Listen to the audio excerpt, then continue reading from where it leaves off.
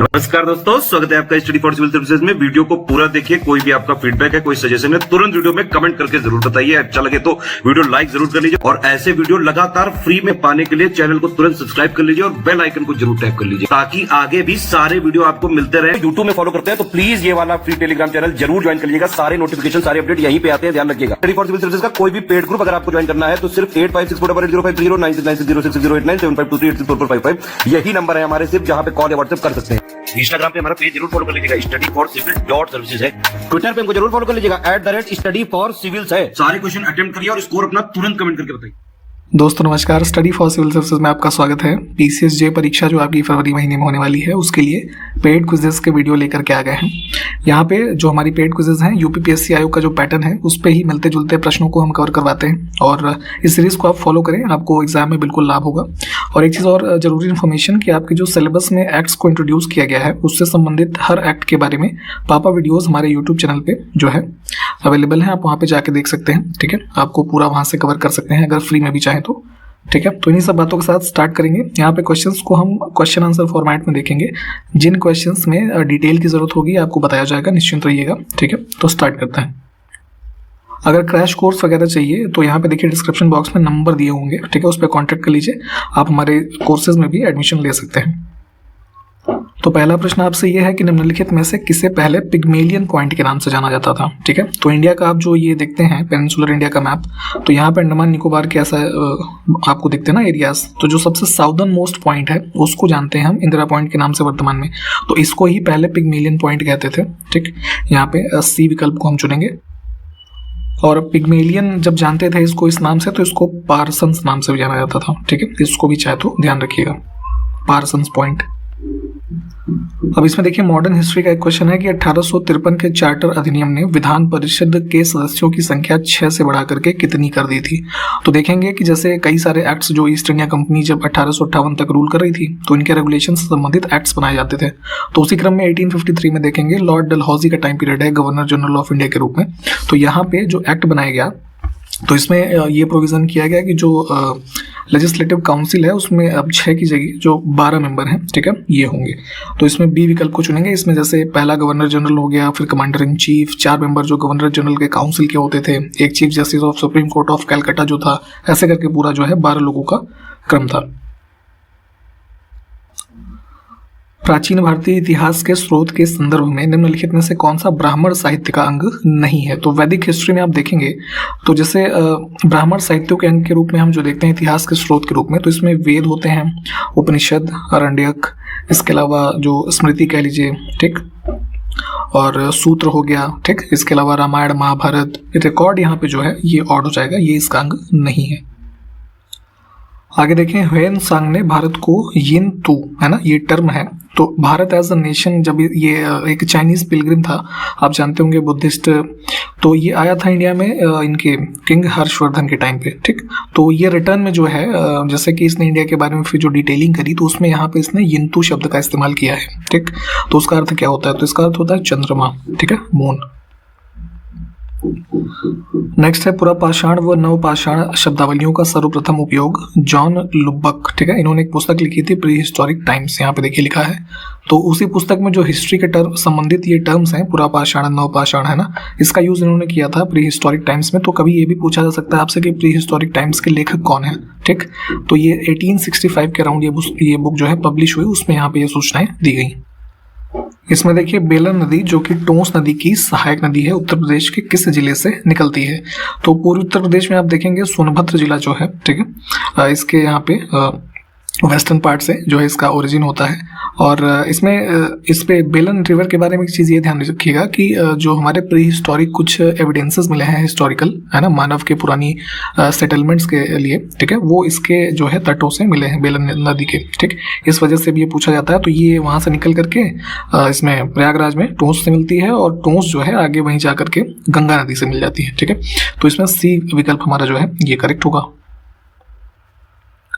पुरापाषाण काल के संदर्भ में निम्नलिखित में से किस शब्द का तात्पर्य गड़े हुए मूर्तों पर निर्मित समाधियां हैं। ठीक, तो देखिए पुरापाषाण काल की जो हिस्टोरिकल टाइम पीरियड आप देखते हैं तो जैसे होता क्या था कि मोस्टली लोगों को दफनाया जाता था। तो उसके बाद जैसे मान लीजिए दफना दिया गया, ठीक, तो एक पत्थर इधर गाड़ दिया, एक पत्थर इधर, और इनके ऊपर एक दोनों के ऊपर में एक पत्थर और रखा जाता था।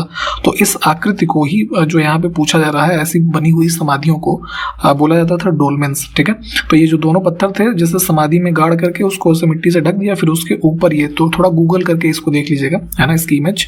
तो यहाँ पे इस संदर्भ में पूरा पाषाण काल के टाइम पीरियड में डोलमेंस शब्द का यूज किया था। मोस्टली आप देखेंगे तो थ्रू आउट वर्ल्ड आपको ये स्ट्रक्चर्स मिलते हैं।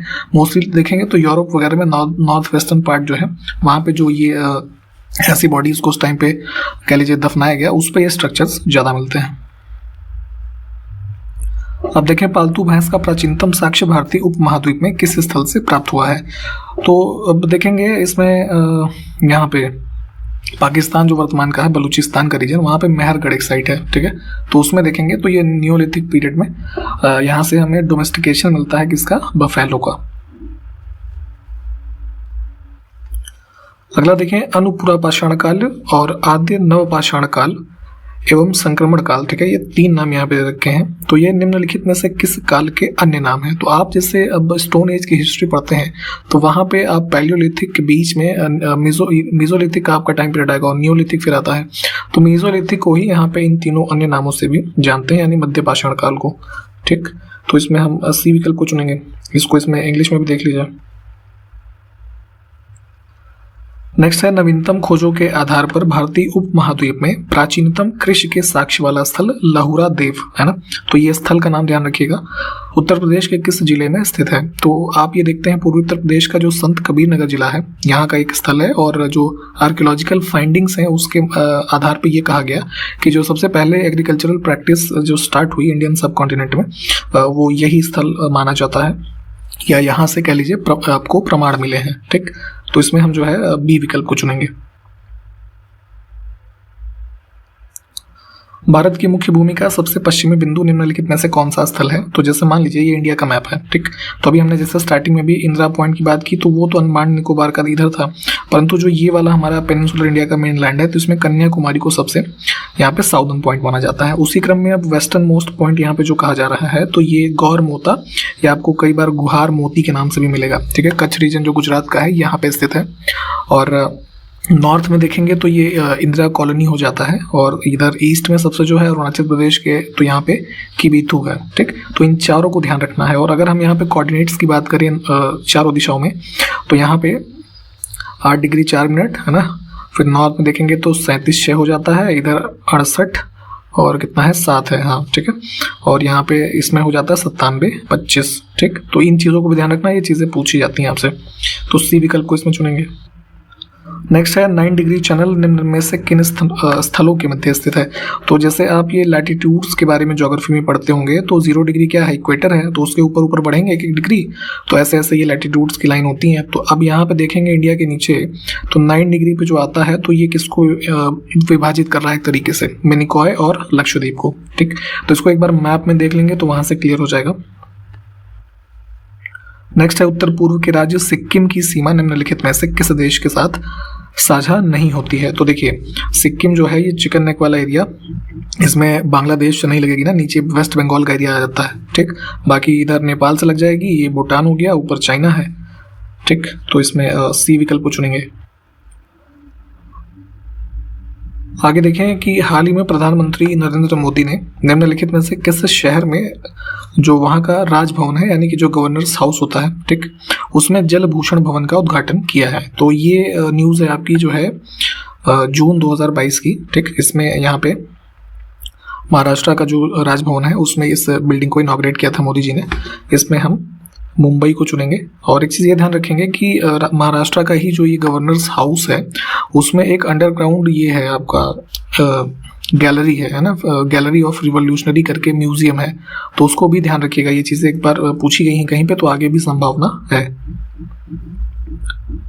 इसमें देखिए भारतीय स्वतंत्रता अधिनियम 1947 और भारत सरकार अधिनियम 1935, इन दोनों को भारतीय संविधान के किस अनुच्छेद के तहत एक साथ निरस्त किया गया।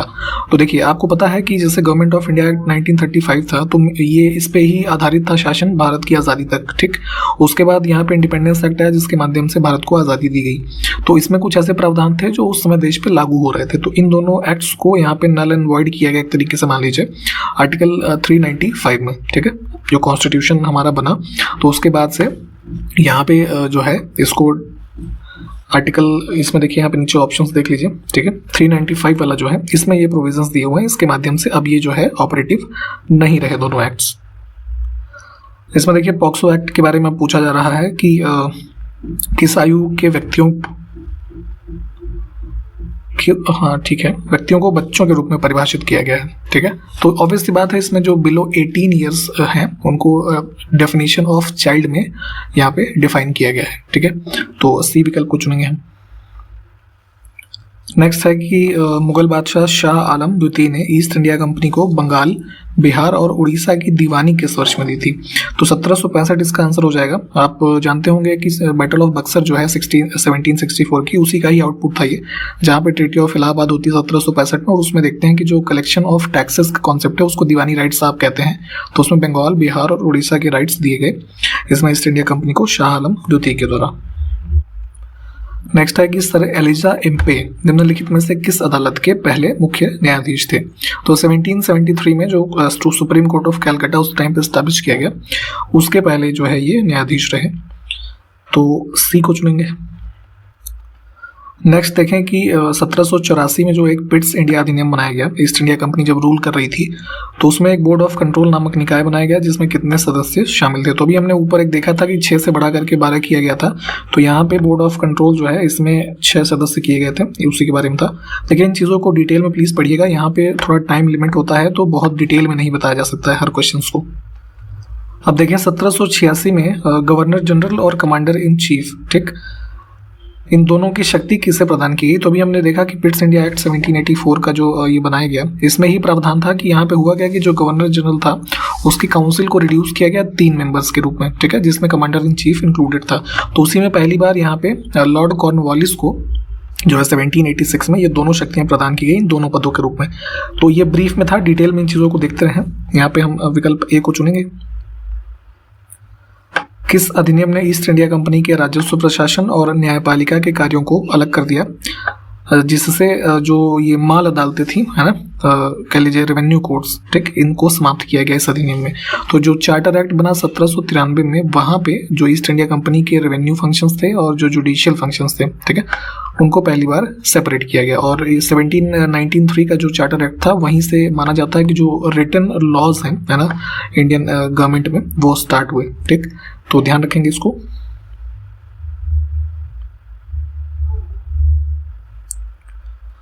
अगला है 1813 के अधिनियम के लिए रॉयल सहमति किस वर्ष में दी गई या कब, किस महीने में दी गई, ये बताना है।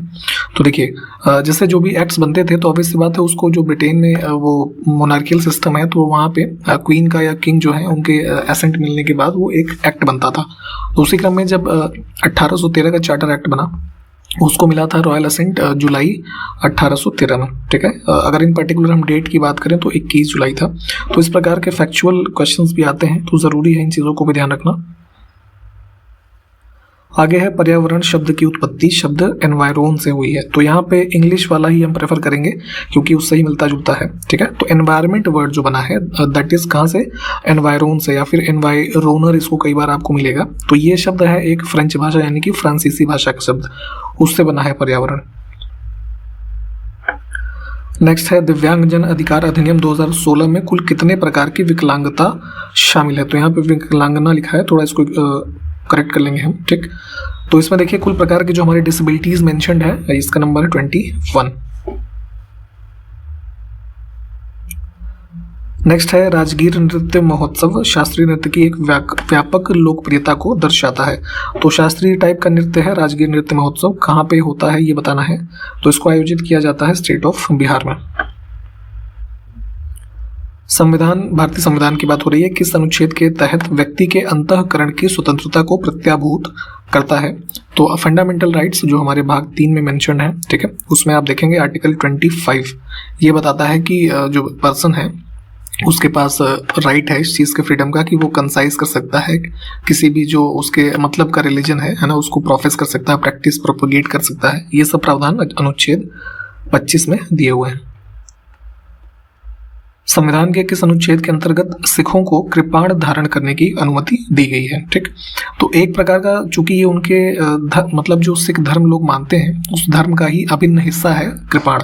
ठीक, तो चूंकि अब जो है इस तरीके के कह लीजिए ऑब्जेक्ट्स जो कि किसी को नुकसान पहुंचा सकते हैं, इन सब चीज़ों को मना किया गया है ना, ऐसे प्रावधान नहीं है किसी को पब्लिकली इसको कह लीजिए कैरी आउट करने के। बट यहाँ पे कृपाण जो है वो एक एक्सेप्शन है, क्योंकि उनके धर्म का अभिन्न हिस्सा है सिखों के, तो इसकी भी अनुमति जो है जो कृपाण धारण करने की सिखों को अनुच्छेद 25 के अंतर्गत ही दी गई है।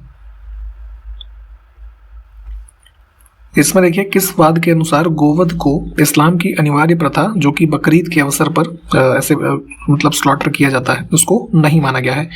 तो यहाँ पे जो है एक केस था, ये हनीफ मोहम्मद कुरैशी वाद जो ना 1958 के राउंड, उसमें ये जो है प्रोनाउंसमेंट था। तो इसको थोड़ा डिटेल में भी देख लीजिएगा। ऑप्शन ए को चुनेंगे हम।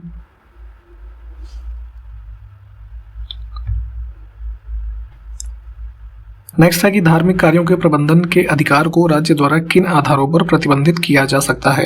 तो ऐसे कुछ रिलीजियस प्रैक्टिसेस है ना, हम पब्लिक ऑर्डर के रूप में, हेल्थ कंसर्न्स को लेकर के, और कुछ सदाचार यानी वर्चू के रूप में प्रतिबंधित स्टेट के माध्यम से कर सकते हैं। तो इसमें हम तीनों चीज़ों को चुनेंगे। निम्नलिखित में से किस अधिनियम को सेंट हेलेना अधिनियम के रूप में भी जाना जाता है? तो ध्यान रखिएगा, सेंट हेलेना चूंकि देखिए इसलिए कहा जाता है, इसको पहले देख लेते हैं किसको कहा जाता है। तो चार्टर एक्ट बना था 1833 का। ठीक, इसको सेंट हेलेना अधिनियम के रूप में जानते हैं। सेंट हेलेना एक आइलैंड है, इसमें आप देखेंगे साउथ ये अटलांटिक ओशन जो है ना उसमें स्थित है। तो इसी चार्टर एक्ट 1833 जो पास हुआ, इसी के माध्यम से जो ईस्ट इंडिया कंपनी के अंतर्गत ये आइलैंड था उस समय तक, फिर ये ब्रिटिश क्राउन के अंतर्गत चला गया था। तो इस वजह से इसको सेंट हेलेना एक्ट के रूप में जानते हैं। और फिर जब जैसे आप जानते हैं कि 1858 का जो गवर्नमेंट ऑफ इंडिया एक्ट आता है उसके माध्यम से ईस्ट इंडिया कंपनी के कंट्रोल से पावर शिफ्ट होती है इंडियन जो उस समय रीजन था ब्रिटिश क्राउन में। ठीक, तो यहाँ से 1858 वाले से जो है इंडिया की जाती है, और सेंट हेलेना आइलैंड जो है उसकी 1833 वाले से। तो इन दोनों चीजों को ध्यान रखें। कौन सा हवाई अड्डा अपनी तरह का एक वर्टिकल एक्सिस विंड टरबाइन और सोलर पीवी हाइब्रिड सोलर मिल है ना लॉन्च करने वाला भारत का पहला हवाई अड्डा बन गया है? तो ये इवेंट है जून 2022 का। इसमें हुआ क्या है कि जो ये छत्रपति शिवाजी एयरपोर्ट है मुंबई का, यहाँ पे वर्टिकल डायरेक्शन में जो ये विंड टर्बाइंस होती हैं, अब विंड एनर्जी को कैप्चर करने के लिए उसको इंस्टॉल किया गया, और उसी में जो ये सोलर पैनल्स होते हैं इसको भी इंस्टॉल किया गया है, ताकि जो है इसमें सोलर पावर को भी अट्रैक्ट किया जा सके, एज वेल एज जो एयरपोर्ट्स के रीजन में विंड एनर्जी है उसको भी यूज़ किया जाए। तो इन दोनों टेक्नोलॉजी को एक साथ इस्टेब्लिश करने वाला जो कॉन्सेप्ट है इसमें मुंबई एयरपोर्ट पे किया गया था, तो इस वजह से ये चर्चा में भी रहा था। तो ध्यान रखेंगे इसको, डी विकल्प हमारा सही है। छात्रों के बीच कोविड-19 महामारी के कारण सीखने में दूरी को कम करने के लिए किस राज्य में एनम एजुथम योजना शुरू की गई है? तो कोविड-19 में चूंकि स्कूल्स वगैरह बंद रहे और लर्निंग गैप हो गया बच्चों में, ठीक है, तो उस चीज़ को मतलब दूर करने के लिए, उसमें कमी लाने के लिए एनम एजुथम योजना शुरू की गई थी तमिलनाडु में, जिसमें एनम का मतलब होता है नंबर्स, है ना, और एजुथम का मतलब होता है लेटर्स। ठीक है, तो इससे भी हिंदी रूप में आप समझ सकते हैं कि संख्या और शब्द की एक योजना इससे संबंधित तमिलनाडु ने शुरू की है। आगे देखें कि यूपी डिफेंस इंडस्ट्रियल कॉरिडोर के लिए किस बैंक ने यूपी ईडा एक जो समूह है इसके साथ सहयोग नहीं किया है? तो ये भी जो है इसमें आपका जून 2022 की न्यूज़ है। Uttar Pradesh expressways industrial development authorities, ये यूपी ईडा जो है इसका फुल फॉर्म है। तो इसके साथ यूपी डिफेंस इंडस्ट्रियल कॉरिडोर जो डेवलप किया जा रहा है उसमें एक कह लीजिए मेमोरेंडम ऑफ अंडरस्टैंडिंग साइन हुआ। इसमें ये SBI था, PNB, BOB भी था, ICICI बैंक नहीं है, इसके अलावा PNB के अलावा जो है ये BOB तो था ही, SID भी था। ठीक, तो ये चार के साथ जो है यहाँ पे इस चीज़ में डेवलपमेंट के लिए एक सहयोग जो है कह लीजिए हस्ताक्षरित हुआ। तो डी विकल्प को चुनेंगे हम। आगे देखें, केंद्रीय मंत्री अश्विनी वैष्णव के अनुसार भारत को किस, ये अब 2023 के ही महीने लिखे हैं, तो इसमें कब तक जो है 5G सेलुलर जो सेवाएं हैं वो मिलने लगेंगी?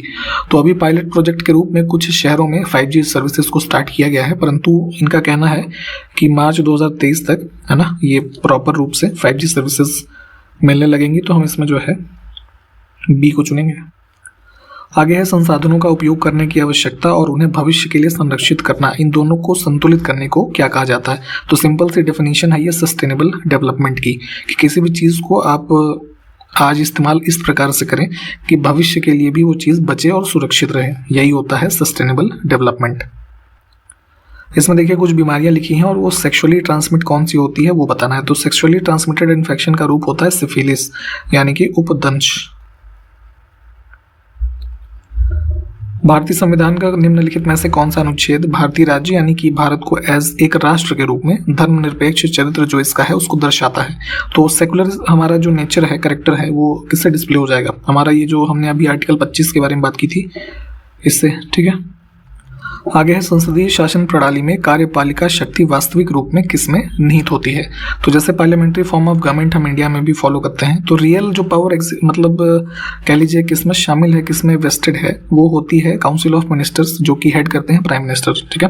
क्योंकि प्रेसिडेंट तो खैर मतलब हेड ऑफ स्टेट है, बट एक्चुअली जो गवर्नमेंट की पावर है, एग्जीक्यूटिव पावर, वो इनमें ही तो होती है काउंसिल ऑफ मिनिस्टर और प्राइम मिनिस्टर में, ठीक। आगे है भारतीय प्रस्तावना, जो संविधान की प्रस्तावना है, तो उसमें निम्नलिखित में से किस मूल शब्द का उपयोग यह दर्शाने के लिए किया गया है कि भारत में एक राष्ट्र का निर्वाचित प्रमुख होता है। तो देखिए प्रमुख की बात हमने की ना कि इलेक्टेड हेड ऑफ स्टेट, तो हमारा जो हेड ऑफ स्टेट कौन है इंडिया में, प्रेसिडेंट, तो उनका भी तो इलेक्शन होता है ना, हेरिडेटरी वो नहीं है, ना ही मोनार्कियल है, ना कुछ डिक्टेटरशिप है। तो रिपब्लिक शब्द जो है ये इस चीज को दर्शाता है जो प्रियम्बल में शामिल किया गया है। अगला है राष्ट्रीय मानव अधिकार आयोग का मुख्यालय कहाँ पे स्थित है। तो 1993 में 12 अक्टूबर 1993 में ये जो है एक्ट के थ्रू एस्टैब्लिश होता है NHRC, और ये स्थित है न्यू दिल्ली में। अगला है प्रवासी भारतीय दिवस 2 वर्षों में एक बार कब मनाया जाता है। तो अभी हाल ही में जो है 9 जनवरी को फिर से मनाया गया। ये 2 वर्षों में एक बार मनाते हैं, महात्मा गांधी के इसी डे पे अराइवल के रूप में इसको मनाया जाता है। और इस बार हमने इसको करंट के रूप में भी ध्यान रखिएगा कि इसमें जो है इंदौर मध्य प्रदेश में इस बार इवेंट को मनाया गया।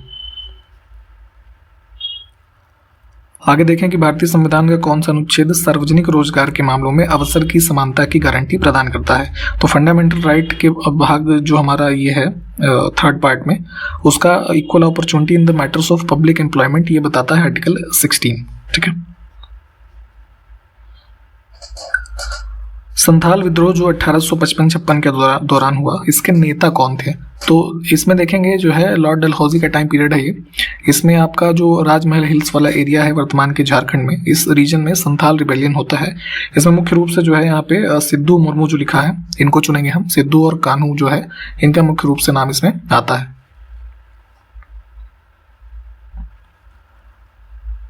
नीनो दा कुन्हा ने भारत में पुर्तगाली सरकार के मुख्यालय को कोचीन से कहाँ स्थानांतरित किया था। तो जब एडवेंट ऑफ यूरोपियन आप पढ़ते हैं तो सबसे पहले पुर्तगीज आते हैं, वास्को डी गामा जब आता है 1498 में, तो उसी के बाद से अब ये एज अ पावर स्टैब्लिश होते हैं इंडिया में। तो अल्फांसो डी अल्बुकर्क जो था उसको रियल फाउंडर माना जाता है पुर्तगीज पावर का। और उसी के बाद देखेंगे तो जैसे ये नीनो डी कुन्हा है, तो अल्फांसो डी अल्बुकर्क ने जो है सेटअप किया था कोचीन में इनका जो हेडक्वार्टर था, तो उसको शिफ्ट किया नीनो दी कुन्हा ने गोवा में, ठीक। तो इसमें बी को चुनेंगे। 1528 से 38 तक जो है उसका टाइम पीरियड है नीनो दी कुन्हा का, इसको भी ध्यान रखें। इसमें देखें कि बच्चों में प्रोटीन की कमी से होने वाला रोग कौन सा है। तो आप देखेंगे छोटे बच्चों में प्रोटीन डेफिशिएंसी से होता है ये मरासमस, जिसमें मेनली आप देखेंगे उनकी बॉडी में अंडरवेट होना और फैट और जो भी ये मास है इसका लॉस होना, ठीक है, इस प्रकार के लक्षण इसमें होते हैं।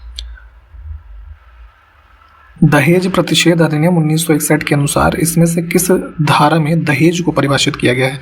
तो डाउरी क्या है, डाउरी प्रोहिबिशन एक्ट का जो 1961 वाला हमारा ये एक्ट है, जिसमें सेक्शन 2 में बताया गया है, ठीक है, कि जो है एक प्रकार का वैल्यूएबल सिक्योरिटी या कह लीजिए कोई प्रॉपर्टी है जो डायरेक्टली या इनडायरेक्टली दिया जाता है डाउरी के रूप में, उसको वहाँ पे डिफाइन किया गया है। इसके टाइप्स और फर्दर इसमें दिए हुए हैं जो सेक्शन 2 ही है।